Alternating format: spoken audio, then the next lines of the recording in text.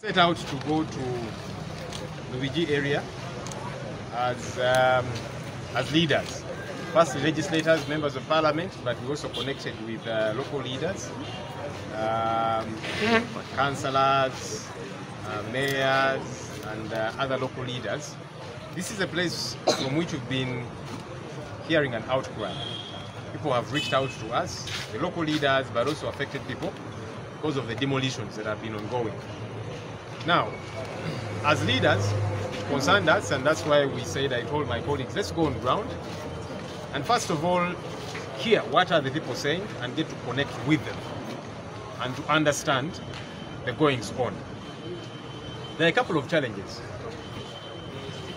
Number one, these people have a couple of claims. One, some of them do say they have got Kibanja, others say they have got titles, others say they have been in this place 30, 40 plus years. There's an old man who came to us there saying he came there as a young man, he gave birth to children, now he has got grandchildren, and he has been in that place all this while. So they are wondering why they are being treated this way, and they have been in this place for a very long time. Two, they are bothered by the double standards. Because while government is saying you people are in a wetland and so you should leave, they are saying but the surrounding areas, there's a fuel station, there's a police station right in the middle of the wetland. And so they are saying, why are they being treated this way and yet others are not touched at all? Is it because they are poor and ordinary and they cannot fight for themselves and they don't have such a strong voice? And so they are bothered by these double standards that keep happening. They also ask questions. They see factories being built in wetlands, typical wetlands, and it seems to be okay. So they are saying, they are wondering why are they being treated the way they are being treated. And they're also saying, look, we have been here all this while. Government knows about their presence there. In fact, government, in one way or another, acknowledges their presence there. That's why those that have got shops and businesses there, government collects taxes from them. So that means, in many ways, their businesses and their presence there can be seen as legitimate, because otherwise government will not even be collecting taxes from them. And so they're saying, why is government waking up all of a sudden and treating them this way? And yet each time, government comes, collects taxes from them, and it seems to be okay. But now, all of a sudden, government is treating them the way they are being treated. So they are bothered about all of these double standards and so on.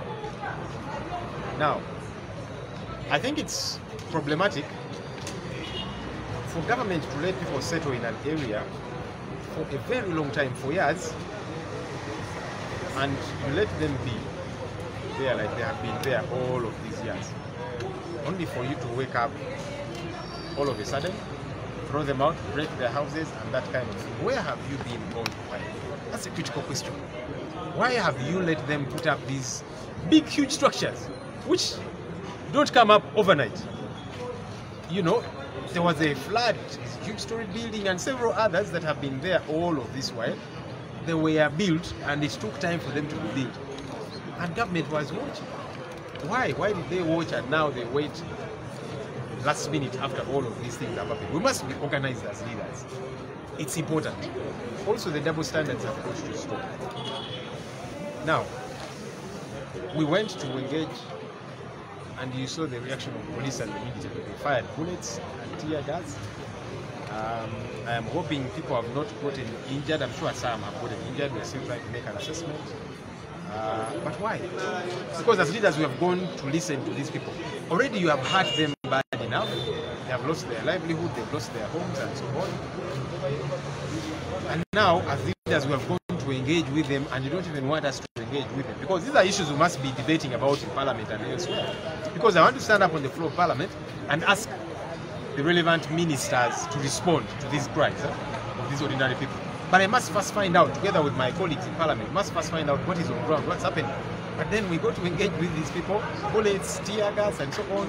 All of that is uncalled for. Because there's nothing apart from these people expressing their grievances, their concerns to us, their leaders, so that we can go and talk about their plight in parliament, in the different councils and so on. That's why we were there. So for this to happen, I think it's unfortunate, it's uncalled for. We did not go there to fight. As leaders, we went to listen to these people, because we must listen to them. I don't want to stand up in parliament and speak ignorantly about their concerns before engaging. So what has happened is unfortunate, it's totally uncalled for. I spoke to the executive director of NEMA, and I asked him about all of these different issues. He had his version. I listened to his version.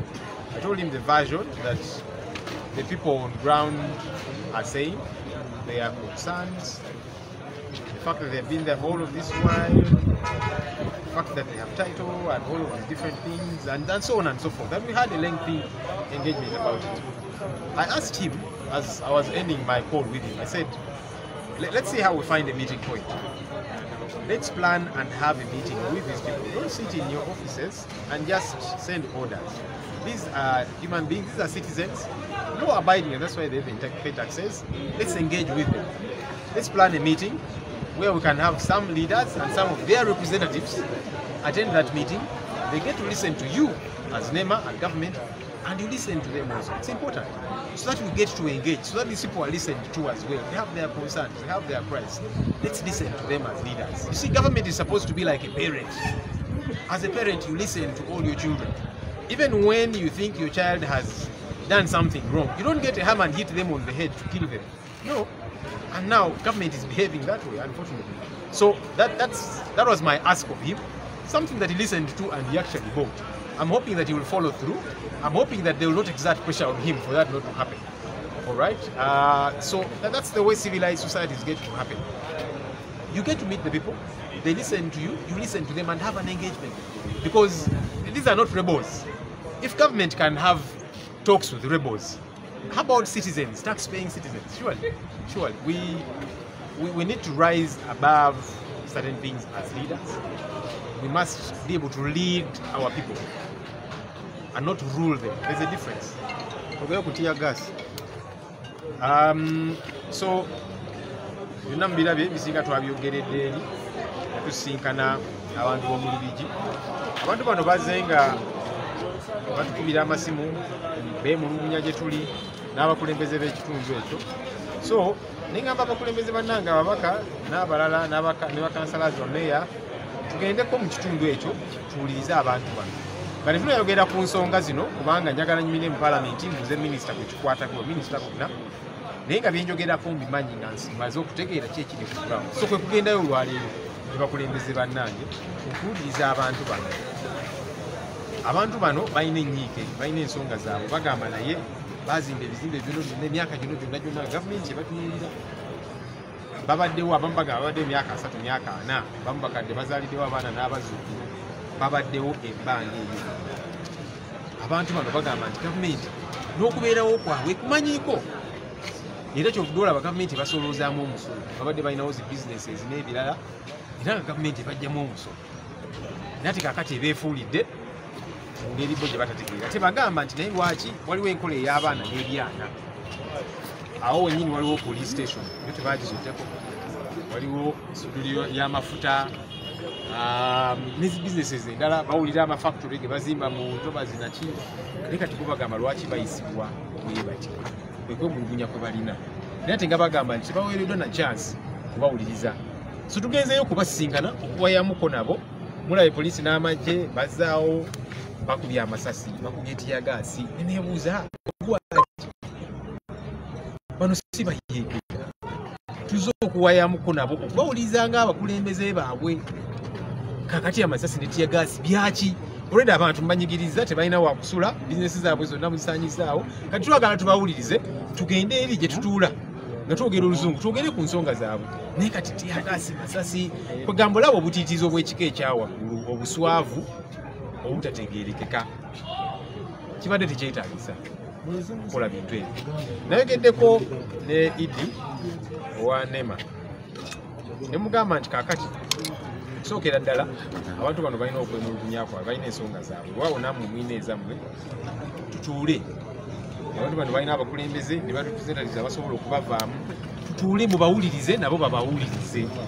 Gavumenti yonna ey'omulamu bwetyo bw'erina okuyisa abantu. Olaba gavumenti etuula n'eyogera n'abayeekera. Kati ate bannansi abasasula n'omusolo lwaki tebasobola kutuula nabo at least representatives bawayeemuko ku nsonga zino kubanga bo bagamba nti babali awo balaba ziweetiye zize nezisenda ebintu byabwe. Mutuule nabo mubawulirize muwayeemuko nabo kubanga bannansi balina ennyiike nabo mubawulirize.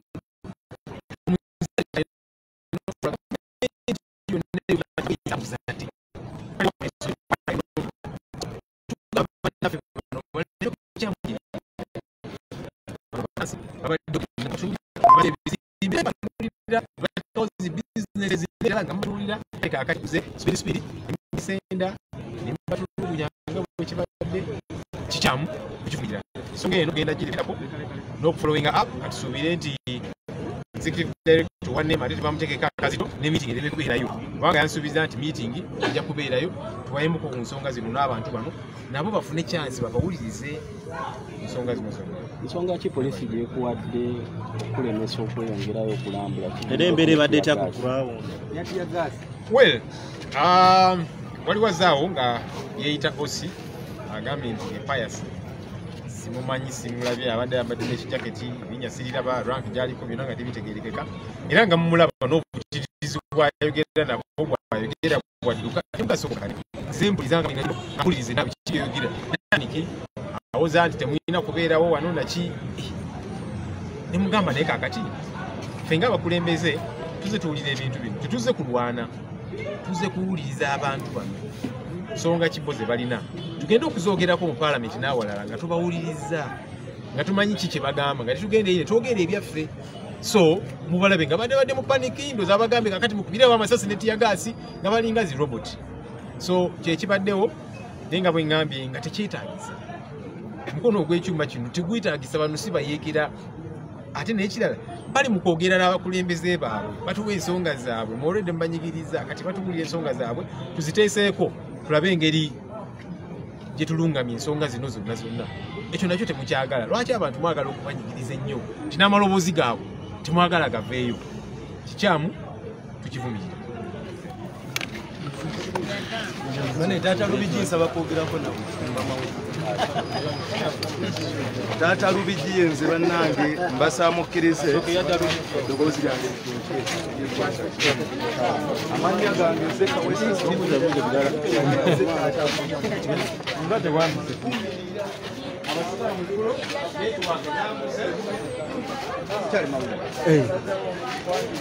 Speaker nsaba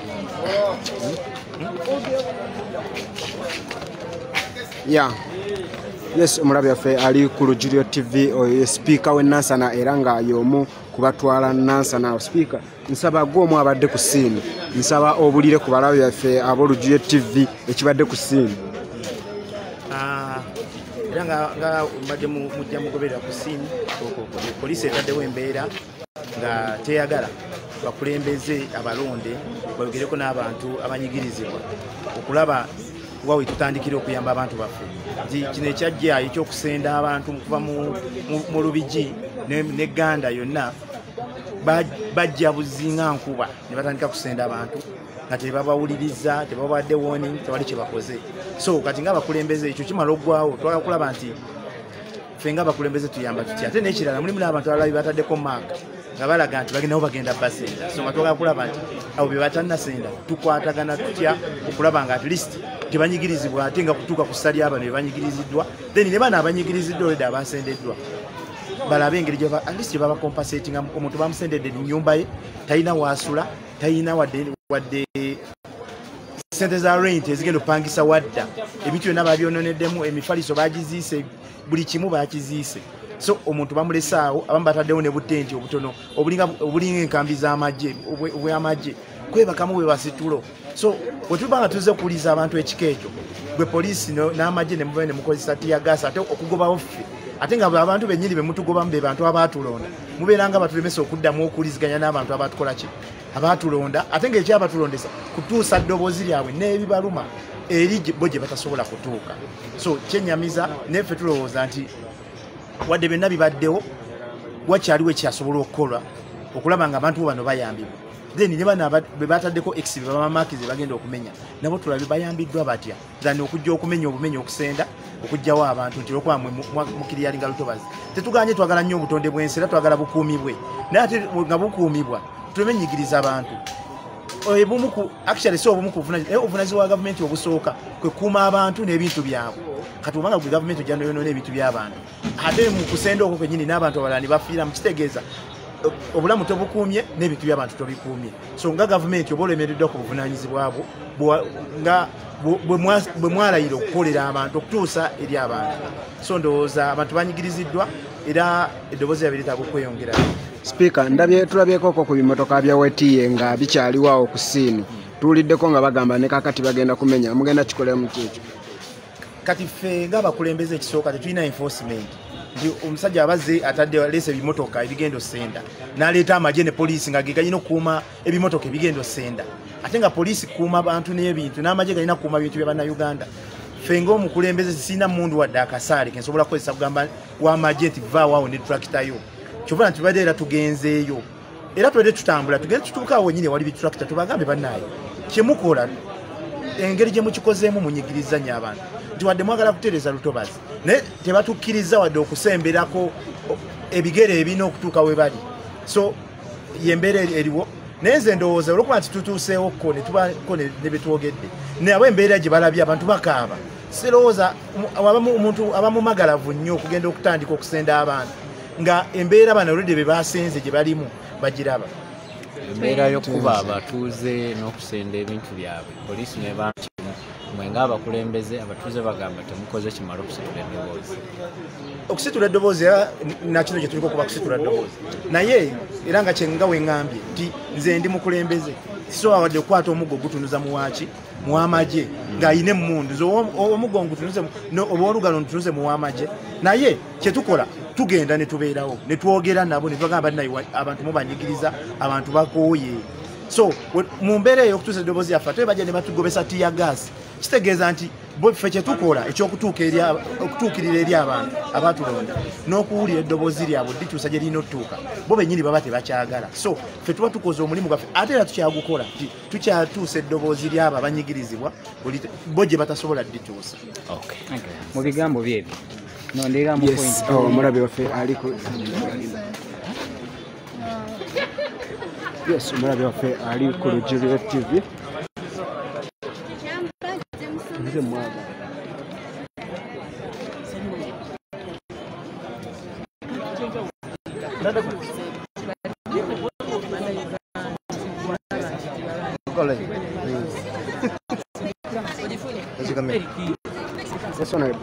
nsaba otubulireko ku kibadde olunaku lwayo tubadde mu Lubigi yegwa omugwendabyeko gwe bakubye tiya gaasi era nkulabyeko ng'ogweri ebigwo nsaba otubulire ki ekibaddewo.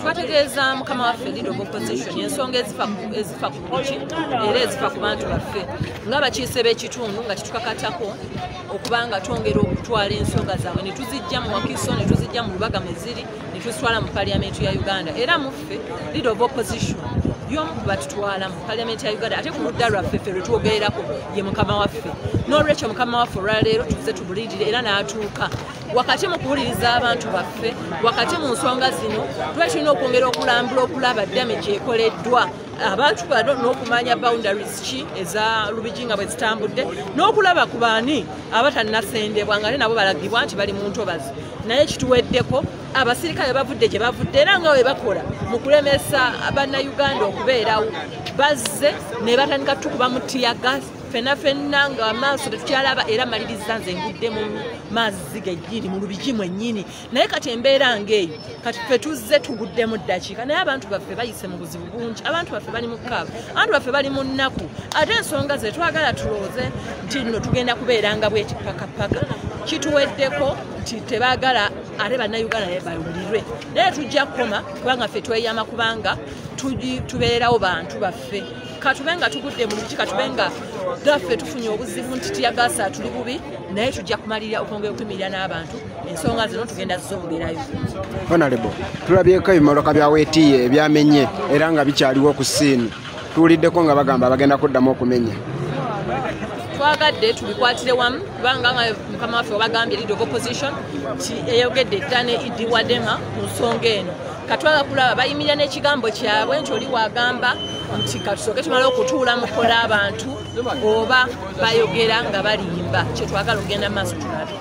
Yes, abadde Honorable Naluyima owawakiso bwetyo embeera bweri omulabi waffe ali ku Lujjuliro TV nga njakuwa ku bakulembeze ab'enjawulo.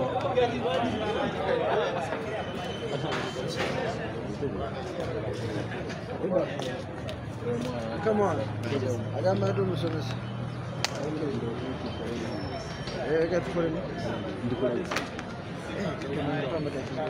Yes, abalabi baffe ab'enjawulo tukyalina abakulembeze ababadde ku ssiini nga bali mu kunnyonnyola ekibadde ku ssiini olunaku olwaleero era nkyakuwa ku bakulembeze ab'enjawulo ku ba MP ab'enjawulo ababaddewo olunaku olwaleero okuba nga kyekyo kibaddewo akaseera kano.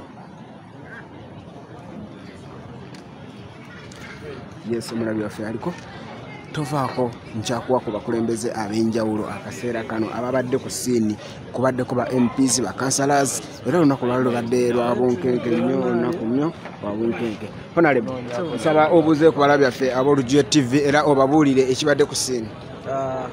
Abalabi baffe mwena ekisookera ddala tubeebaza nti mubeerangayo ne mugoberera ne mutubeeramu n'okubeera mu bantu baffe ababeera bali mu kusoomooza. Olwalo tugenze okulekerako mukama waffe leader of opposition Honorable Ssenyonyi okulambula abantu b'e Lubigi. Abantu abali mu Lubigi okusoomozebwa kwe bayitamu kati okusoomozebwa kwe twayitamu e Kasanda nga tubbibwako ettaka lyaffe lyaweebwa omuyimbi okuzimbako factory y'ebikajjo. Ekyennaku nti tetwalina bakulembeze mu kaseera ako kuyimirira ku sayidi yaffe. Tetwalina kamera nga zino kuvaayo okulabisa ekikyamu ekyali kikolebwa. Ebyalo n'ebyalo ne bigobwa abantu ne bafuuka emmomboze ne badda ku street ne badda mu katawuni akatono ennyo okubanga bonna beekuutukiraawo ne baleka square miles ne miles ezatwalibwa omuntu yatusuubiza enkulaakulana na guno gwaka gye tutalabangako. Abantu b'e Lubigi balina okukimanya nti olutalo luli awo kati tebavudde mu kulwanira obutonde wabula baagala tutwala ttaka lyabwe. Lw'ensonga nti bakimanyi balina ekyokwekwasa nti mwazimba mu ntobazi, balina ekyokwekwasa nti tulwanira butonde. Naye wekibeerawo ekityo kyandibadde nga kirabikira mu bantu bonna bwe bamulwanira obutonde si kiwa nti abagagga be basinga bo omugagga yetakosa butonde olwakolera mu ntobazi. Si kiwa nti omwavu gweka akosa obutonde olw'okuba ozimbye ennyumba yo kiyu kimu oba emizigo esatu ogizimbye mu olw'okuba ogizimbye woozimbye nga baagalawo ne bateekawo nti ntobazi gweka akosa. Bwe batadde awo waliwo Starbucks, amafuta ga Starbucks aba amafuta petrol station, waliwo police eriwo mu kaseera ako naye nayo bagamba yeeno eriwo mu mateeka eriwo mu bulungi teri mu kwonoona butonde. Tulina okukimanya yes tuyinza okuba twagala obutonde era ffenna tetukubiriza abantu kubanga bagenda ne bayiikiriza ebibira ne bayingiriza entobazi ne bayingirira emyala oba ennyanja okuba byebiseera ebirungi ebyeggwanga n'ebyensi yaffe yonna yonna nga otuwangaala.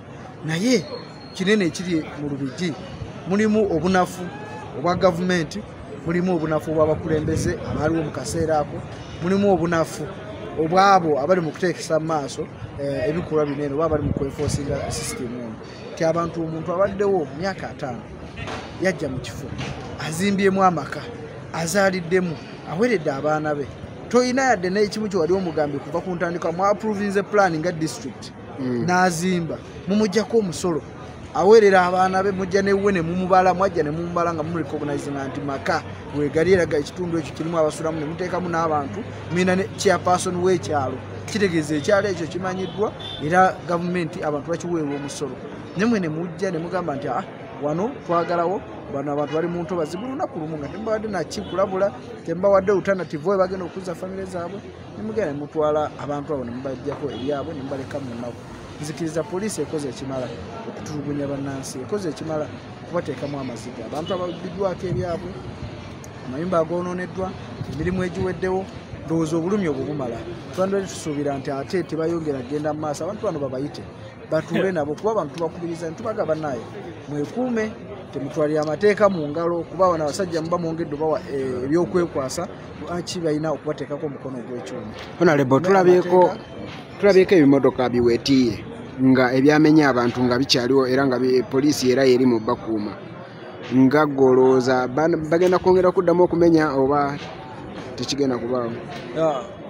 ekyokubanga bakyasobola okuddamu okugenda mu maaso okunenya tukimanyi kuolede badde bamenyanga bakola bamenya amateeka era ne kati kisobola basobola okuddamu ne basigala nga bamenya naye abatuuze tubakubiriza okuba abantu ekintu kyekimu kyadde kituuse ku bantu b'ebwayizi era ne baweereza warning nga bukyali ne bayimirira mu solidarity abakulembeze n'abatuuze bonna nga bassa kimu ne bagamba wano wetuli watuwo mu butuufu era tuli wakati eri agenda kuvaawo n'abantu kyembasaba sibasaba kukola fujjo kwokya tractor sibagamba kuba basirikale sibagamba kuba ki naye muso oyimirira mu ddoboozi lyammwe ne mugamba no wano wetuli tulina ebitukwatako tulina kino nekino bitwogerako abakulembeze nabo ne bavayo ne bayimirira ku saidi y'abantu awo mujja kuba musobola okulwana okulanga musobola okutaasa kye mutaasiza naye bwe mukola ensobi ne mwokya tractor ne mutayo omuntu mba mbawadde ekyokwekwasa ekyokwongera okubanga babongera okubanyigiriza n'okubajjawo nga tebirinze kuba kati awo bajja kuba balina n'ensonga kuba ekisooka ffenna tujja kudda mu dduka buli omu bajja mugamba buli omu tukunoonya gwe yassa omuntu gwe yayokyeza kino buli omu bamuteekeko emisango weesange nga buli omu ali mu kudduka mulekewo ewammwe we baakola ab'ewaffe era kati olwaliwo otuuka square miles 17 ziina omuntu omu yazirina yaziteekako ebikajjo tetufunangayo yadde ne kakiro kakasukaali akali kakoleddwa mu factory eyo naye ng'abantu bagobeddwako emyaka egiri mu 11 oba myaka 13 mirambo badda mu butawuni bali mu kupangisa abaali abalina amataka abaali balina ebibanja abaali balina eka ne eka olwaliwo basanga bali mu kupangisa mu butawuni obw'enjawulo tetwagala kibeere wano olwedde bamaze okubatuusaako obulumi obwo nga abakulembeze baffe bagezaako okwengeejinga n'ebitongole eby'enjawulo n'okulaba nga bateeka ensonga eno mu maaso muba mu mateeka ageetaagisa tubasaba mwongere okukuuma eddembe naye ate mumanye muyimire eddoboozi lyammwe n'obumu okubanja ebyammwe okubanga bitwalibwa nga mukwatibwa obulungi nga mukimanyi nammwe temuli bamenyi b'amateeka. Honorable, tulabyeko abamu nga baliaga balina ebyapa nga basengawo dda okyogerako kikwabo abalandizi abagaba ebyapa.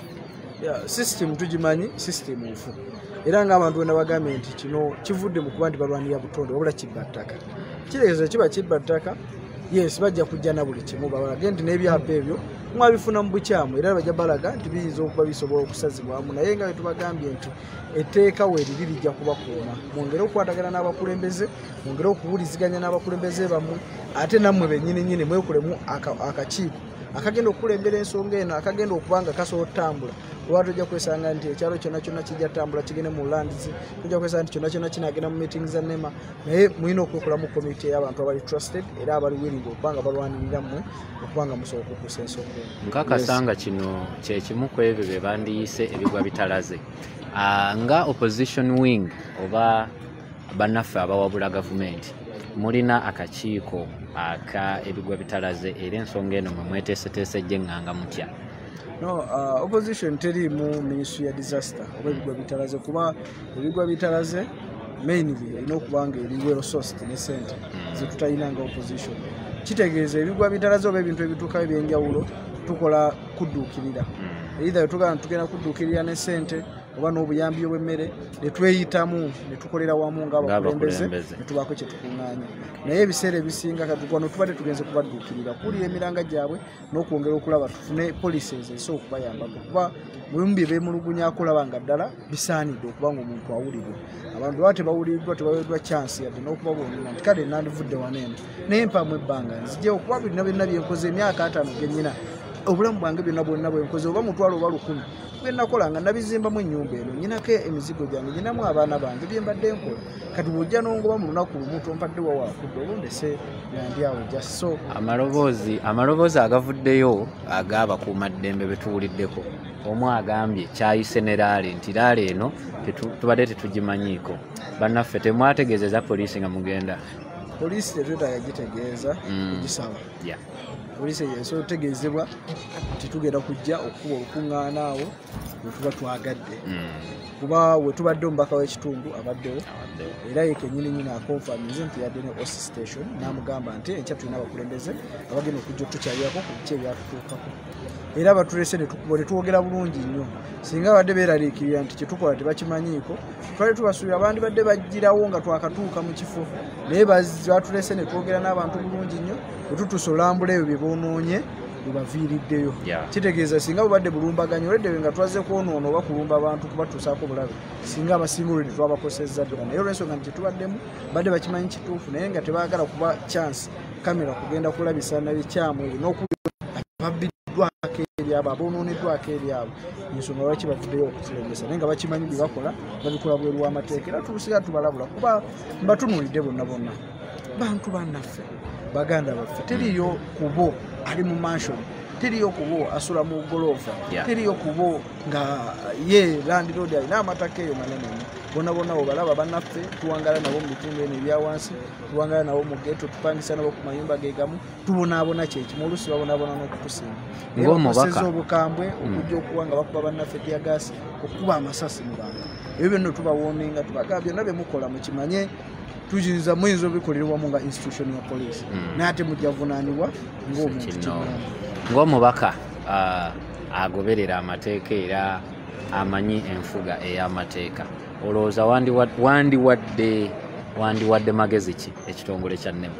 No, ekitongole kya NEMA kirina okusooka okumanya nti beebakira ku mulimu baba beebakira ku mulimu si buzibu bw'abatuuze ate siza gamba nti abo abaasookawo kuba ne bano abaliwo basooka gamba sifa abaaliwo naye ffe twaze ne tuzuula ekizibu ekyo netugamba nti katujje tutereeze ekisooka balina okumanya nti baagala okulwanira obutonde olw'ensonga baagala abantu babeere bulungi naye ate tetusobola kujja kulwanirira butonde olw'omuntu gw'oyagala abeere obulungi omuntu ali mu myaka nkaaga omusuubira kuwangala emyaka enkaaga emirala ddemu akole ebintu byakoze okuva mu buvubuka bwe ennyumba zazimbye amaka ge oba ebintu byaddakuddooka bizinesi kadde akolamu okwonoonye olw'okuba omulwanira ebiseera bye eby'omu maaso ebiseera byo bikomeza abasajja bali mu kufa pressure abakyala basula bweru abalina embuto nesonga tebalina baddika omuntu ng'oyo tosobola mugamba nti nze mu kulwanirira omwalo ogwo yes bayinza okuleeta polisi nebagaa tetuga kuddamu ggaba kuba ebagaba entobazi tetuga kuddamu ggaba ntobazi tetuddamu ggaba bisenyi abantu buli omu waali we tukomye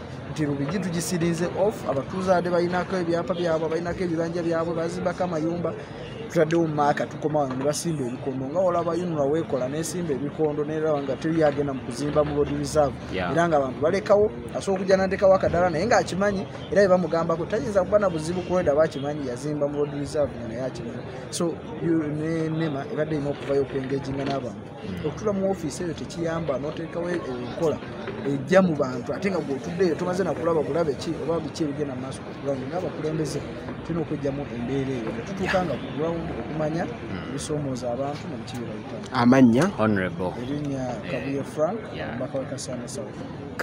Akyeyogeredde bwekembera bwerika abalabi yaffe abali ku YouTube yaffe Olugio TV kamberekereze nammwe abali ku Facebook gwena ali ku YouTube channel yaffe nkusaba subscribing okone mukadao ojja kuba ofuna bulungi notification eziba ziddako kambagaliza olunaku olulungi amanya nsigadde kyambadde musomesa nsaliwo okuwanga nkuweereza mwebali nnyo mwebali ddala mwenna abaliko era ababaddeko amanya kyambadde musomesa nzabadde okuwanga nkuweereza nga nzabadde emabega wa kamera mukama abatukumire tujja kuba tuddamu mukama asigale nga bankumira era nyongera okubeebaza mwenna abali mu nsi ez'enjawulo mwenna abali mu nsi ez'enjawulo nyongera okubeebaza ak'ensusso mwebale nnyo okubanga bwe tubeera ku lujjuliro mujja ne mubanga musobola okwokinga era mwebale kwagala ggwanga lyammwe mwebale kwagala ggwanga lyammwe mwebale ddala ddala ire tafaali lyemuteekako tafaali ddene nnyo okubanga musobola okujja ne mulaba ekigenda mu maaso era mbasaba mweyongere okwekumira ku Lugio TV kamberekereze mukama abatukumire.